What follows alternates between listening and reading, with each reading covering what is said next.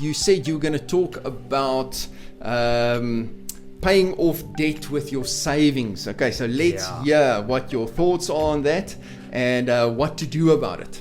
So obviously the main aspect here is your savings. So people think, I guess the heading here is saying, well, the savings that you're using for your retirement or your investments. No, we're not talking about that. Most people, when we start with the coaching, they've got savings and it just sits there and it's not really doing anything. Yeah. Okay, they're saving it for a rainy day, which is, yes, it's a good thing, but your unsecured debt is the rainy day, and let's just go over unsecured debt. Unsecured debt is your credit card. It's nothing, it's not securing anything. There's no asset attached to unsecured debt. So your vehicle, that's not unsecured debt, and your house is not unsecured debt, nor is your motorbike or your trailer. That all has an asset attached to it, so that's not unsecured debt. It's your credit card, it's your clothing accounts, those things the that overdraft, are the your personal overdraft. loans, There we go. The revolving credit. That's it. Probably the most horrible kind of credit that you can get is that revolving credit, because you just never get rid of it. The word revolving, that's like the problem. Parasite. And the interest rate attached to that, all of those debts. You're looking at 18, 20%, 27. It's huge interest. Yeah, you got your little savings account for a rainy day and it's earning 4%. Yeah, if you're lucky. Exactly. So the thing is, take that, get rid of the debt. It might not cover all of it, but I would say go for the highest interest rate first.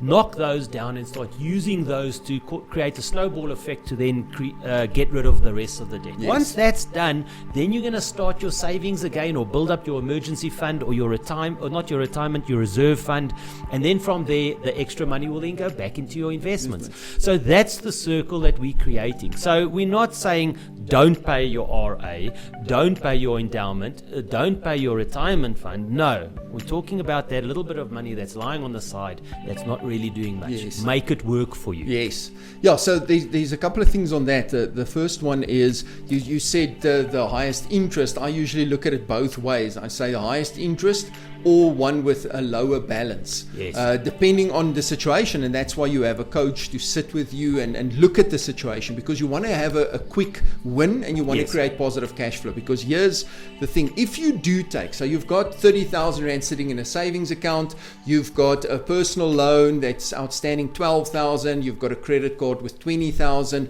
and you've got an overdraft with 5,000.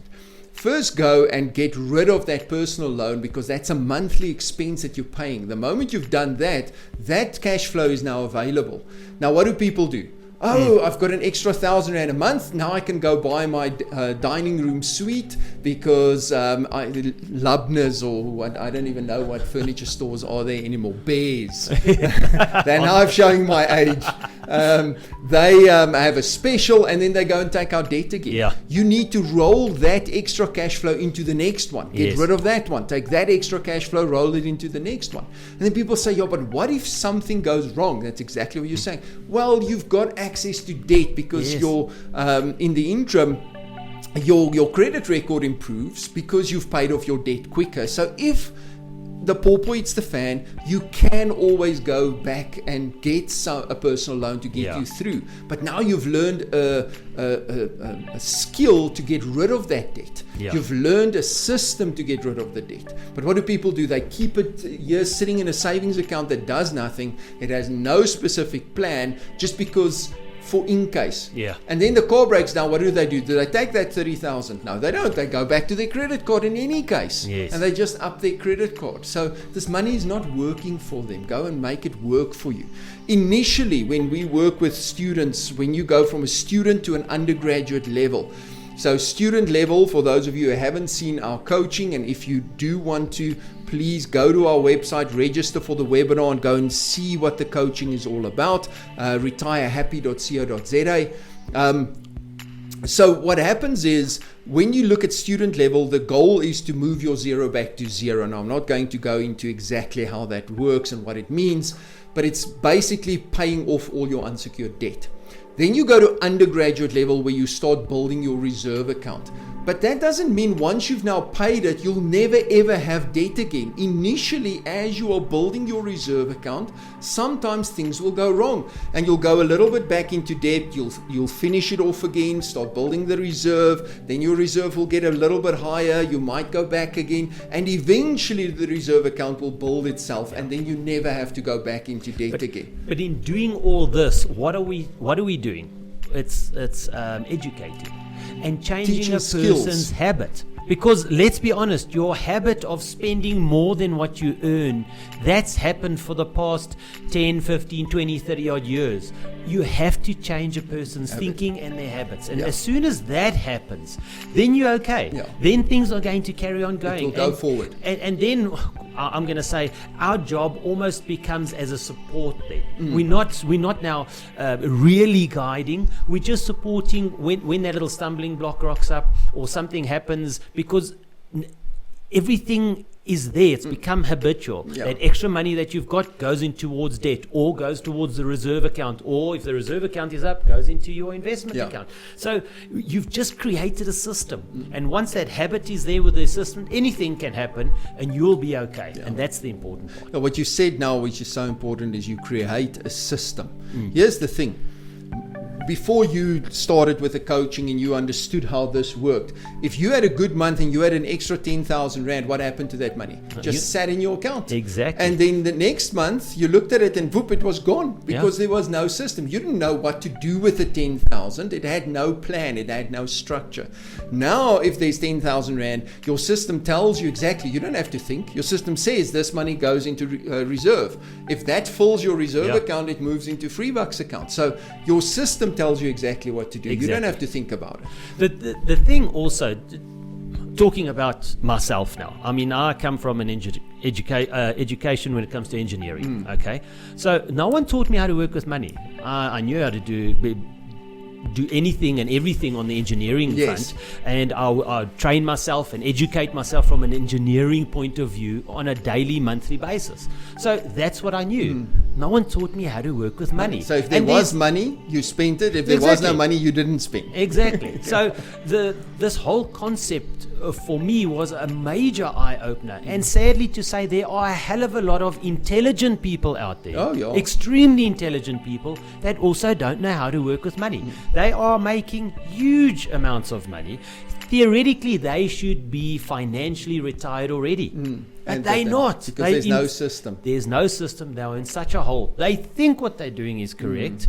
And it all boils down to you only know what you know. You don't know what you don't know, and that creates a problem. And then at the end of the day, they've got all this money that they've got at the in a month, and they just spend it on lifestyle. I'm not saying don't have a lifestyle. No, I'm not saying that.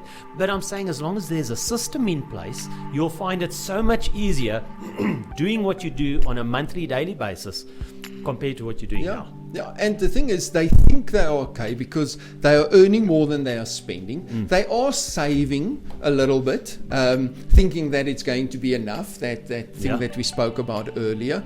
And they have manageable debt levels. Yes. But they're not planning moving forward, building assets, actually creating generational wealth. Because, I mean, that's at the end of the day. It's when we teach people, we don't focus just on you.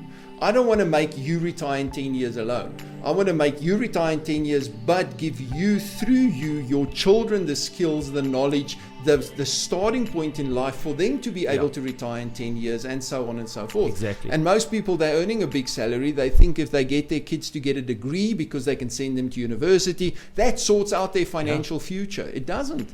They still don't know how to work with money. I mean, you said it yesterday with your daughter, okay? She's just finished, I think. Yeah, she's finishing this year. Yes, finishing this year. So she's getting a really good salary. She's going to start working. She's got no debt. Yeah. This is the ideal time. Actually, last year was the ideal time, so that she knows what to do with her money, but she does. So you have instilled how to work with money now already. So she's going to start off her life with no debt.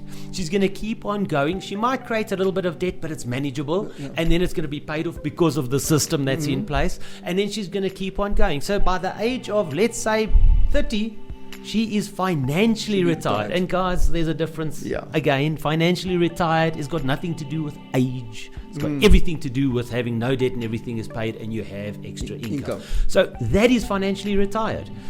And then she can do what she wants for the love of what she wants to do. Yeah, not because because it's a she passion. has to do it. And that is the key.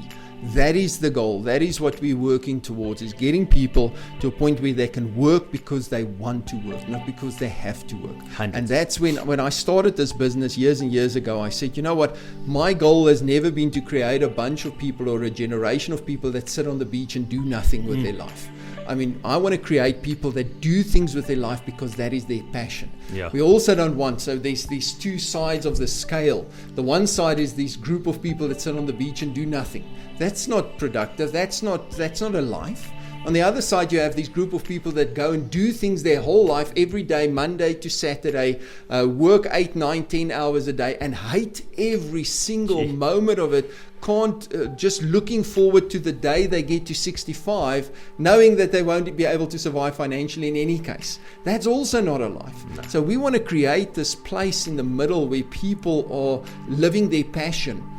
So they're not doing anything nothing. They're contributing, they're creating things, but they're doing it because they're passionate about it, but without the financial implications to that. And that, I feel, is true retirement when you get there. Yeah. And that is what retirement is. And if, again, like you said, it's not age. No. If that is 23, fantastic. If that is 30, fantastic. If that is 65, fantastic. Yes. At least you've got there. And that's what we want to work to. I also wanted to put that in there. I mean, don't think that you are 45 or 50 or even 55 and you're not there yet, that it's game over. No, there is always something that you can do to make it better. Exactly. Because if you don't do anything, well, that's just going to go worse. Yeah. But if you do something, it can get better. So you could be retired already and still within 5 years create enough assets, enough systems so that you can be financially retired, not just physically 100%. retired. So don't even think if you've already retired it's too late for you. You can still put the business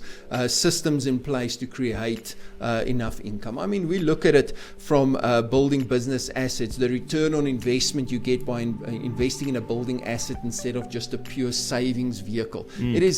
It's chalk and cheese. Yeah. It's completely different. The income, once you start looking at investments from an income generating point of view, instead of just how much growth, how much interest do I earn, it changes the whole picture. And everything changes. And also, when it comes to investments, a lot of people think they themselves need to be part of it. No, you don't want business. to. Yes. Yeah. You don't want to be running the business. You don't want to be going to go and unlock the door and go and do this and go and do that, because there's only so much of your time. You don't want to do that.